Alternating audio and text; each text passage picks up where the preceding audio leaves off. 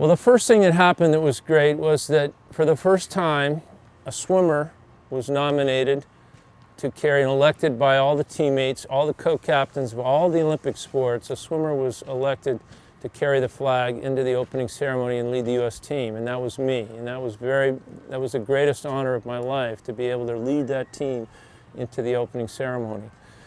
And all the swimmers, especially the men, got excited about that because that was a great honor for them. And it wasn't just me or our team I was representing, but all the great swimmers that had preceded me, like Mark Spitz and Don Schollander and Johnny Weissmiller, going all the way back to the origin of great swimming in America. So after that, the next day was the first day of swimming competition.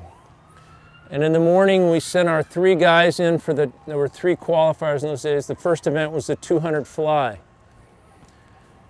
And our guys are pretty good, but there was a guy named Roger Patel from East Germany who looked like a lot better. In fact, in the prelims of the 200 fly, and in those days it was prelims and finals, Patel went out and set the world record in the prelims. And our guys were 2nd, 3rd, and 4th. So before the finals, Doc brought everybody into his room. And he said, tonight, I want you to put your hands in a huddle. He said, tonight we're going to go out and we're going to get 1st, 2nd, and 3rd in the 200 fly. And we're going to sweep every event after that for the rest of the Olympics. And everybody looked at him like, didn't you see Roger Patel just break the world record from East Germany this morning? And we're thinking, you know, it would be kind of cool if we got 1 guy on the podium tonight, or 2 would be even really outstanding.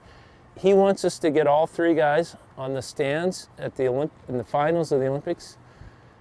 But before we had a chance to say anything, he said 1, 2, 3, and we let out the biggest "let's go" you could ever hear. You could hear it all the way to the other end of the Olympic Village.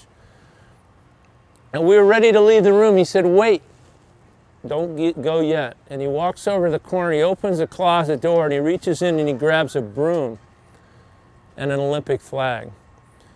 And he hands the broom to John Neighbor, who was going to swim the 100 back the next day. And he said, John, I want you to lead us to the finals together as a team. And the pool was right across the street from the Olympic Village, so we walked there as a team. And he handed the Olympic flag to Jim Montgomery. He said, Jim, swimming the 100 freestyle tomorrow. He said, Jim, I want you to lead us with John with the Olympic flag. I want you to wave the flag. And John, I want you to chant with a sweep, sweep, sweep. And so we walked over arm in arm to the finals with John Neighbor holding the broom, sweeping like this, and Jim Montgomery waving the flag, and we chanted all the way, sweep, sweep, sweep, sweep. Everybody looked at us like we're crazy. We knew what we wanted. We knew what we meant by that. Nobody else really got it. So we go over and we sit in the finals for the 200 fly. The first event, they play the music, the march out, and there's Roger Patel walking with his head up, real arrogant, you know, like, I got this in the bag. This is my event. I'm going to win this. And our 3 Americans were all bound up in their USA robes surrounding him. And they got on the starting blocks. And the gun went, or the starter said, take you, Mark. And the gun went off, and so did Patel. He went out like a madman. He was ahead of his world record pace at the 50. He was about 3/4 of a body length ahead of our 3 Americans. And we're up in the stands and we're waving the flag saying, sweep, sweep, sweep. And Patel is like 3/4 of a body length ahead. And he keeps pulling away after the 50. By the 100, he turns. He's still almost a second ahead of world record pace. Our guys are at his knees. And they all turn together, and Patel starts down the 3rd length. And we're standing up, still looking down there, yelling, sweep, sweep, sweep, waving the flag. Everybody's looking at us like, are you crazy? This race is over. And we're yelling, sweep, sweep, sweep. And all of a sudden, Billy Forrester and Steve Gregg and Mike Bruner, the 3 Americans, start to inch up on Patel. And we start to see that. And by the 125, they're at his suit. And then at the 150, Patel turns, and our guys are at the shoulder, and they turn 1 stroke later. Patel comes off the wall, and our guys start charging. And they charge, and they charge, and they charge, and they get to the 175 with 25 meters to go, and Patel's like this far ahead. And with 10 meters to go, you could draw a straight line all the way across the pool. They were all four dead even. But we knew the race was ours. And by this time, we're yelling, sweep, sweep, sweep! And we're raising that flag, and we're running across everything. Everybody's looking at us like, whoa, what's going on? And Brunner and Forrester and Greg smash themselves into the wall, and we get first, second, and third. Brunner wins. Steve Gregg second, Billy Forrester third, and the East German Roger Patel fourth. All of them under the world record. We did it. And we looked at each other and we said, my God, we can do this. We can sweep these events. We didn't know how good we were. These guys made the Olympic team 1 month ago, and they just dropped their time 1.5 seconds, and all three of them broke the world record. Doc was right.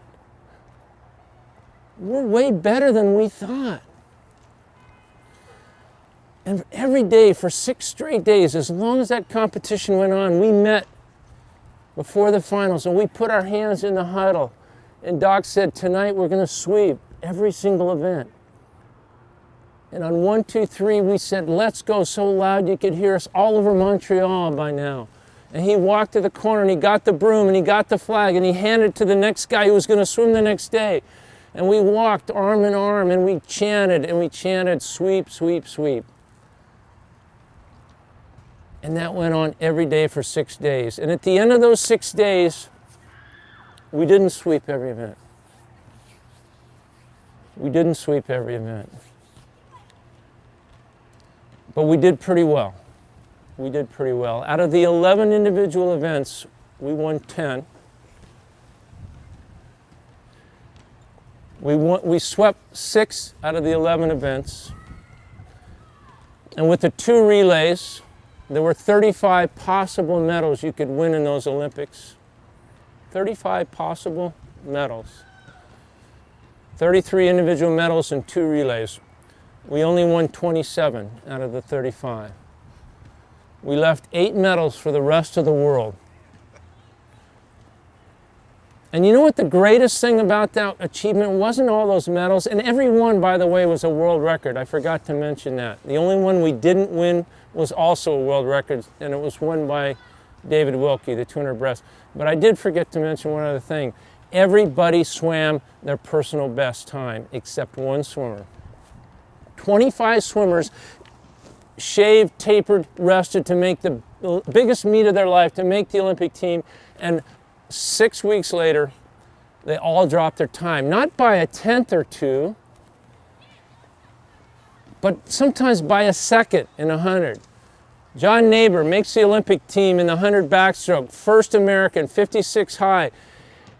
He beats the East German swimmer Roland Matthes, who's never lost the 100 backstroke in his life. In 9 years, he hasn't lost the 100 backstroke. John drops from 56 high to 55.4 and beats the East German. East German was in shock. He never lost that race until the Americans showed up and until we got a team together, and that made John stronger. It made Jim Montgomery the first guy to break 50 seconds in the 100-meter freestyle. And Bruce Furness almost break 150 in the 200 freestyle, and on and on and on. It was a lesson in how important team spirit is to you as an individual. So whether you're swimming for your high school or your junior high, your club team, it doesn't, next year college, it doesn't matter. You've got to get behind your team and you need them to get behind you. To perform at your very best, it takes more than you as an individual. You have to feel the strength of a group around you. And that will give you superhuman power, way more than you thought you had, or that you think is physically possible for you to do. Don't ever underestimate the power of the team behind you and how you can impact the team. Thank you.